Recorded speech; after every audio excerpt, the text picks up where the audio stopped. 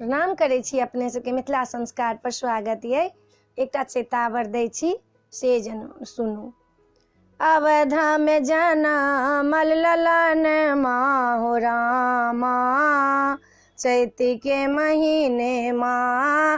अवध में जनमल ललन माहो रामा, चैत के महीने माँ।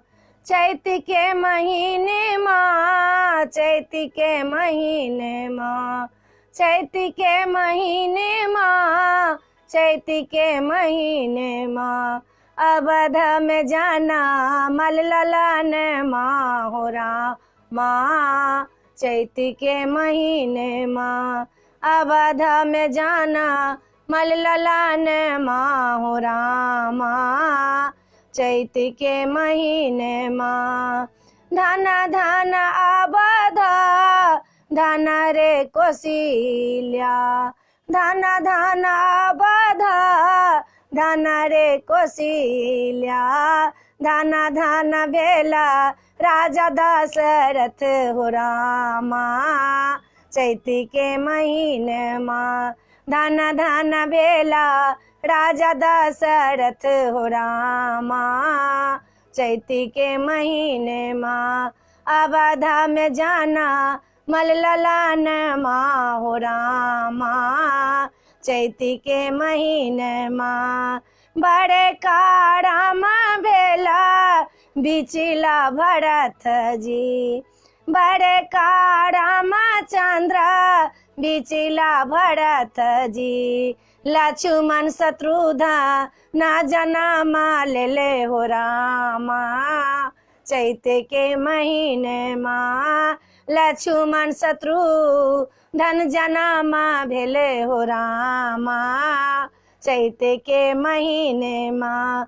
चैत के महीने माँ, चैत के महीने माँ। अवध में जनमल ललन माहो रामा, चैत के महीने माँ।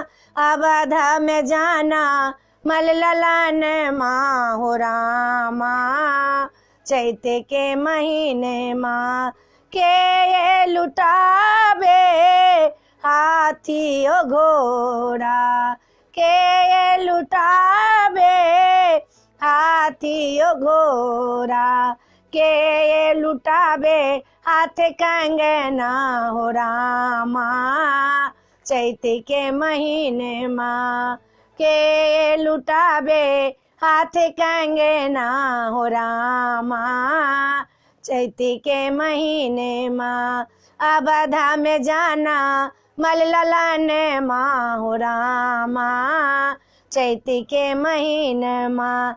दशरथ लुटावे हाथी ओ घोड़ा, कौशल्या लुटावे हाथ कंगना हो रामा, चैत के महीने माँ। कौशल्या लुटावे हाथ कंगना हो रामा, चैत के महीने माँ। अवध में जनमल ललन माहो रामा, चैत के महीने माँ। एहि वीडियो में एतबा छला। अपने सबके नीक लागत ई गीत चैतावर तऽ हमरा कहब जरूर, लाइक जरूर करब। चैनल के सब्सक्राइब जरूर करू, सब्सक्राइब करू नहीं बिसरियो, सब्सक्राइब करू। जय मिथिला, जय माता जी।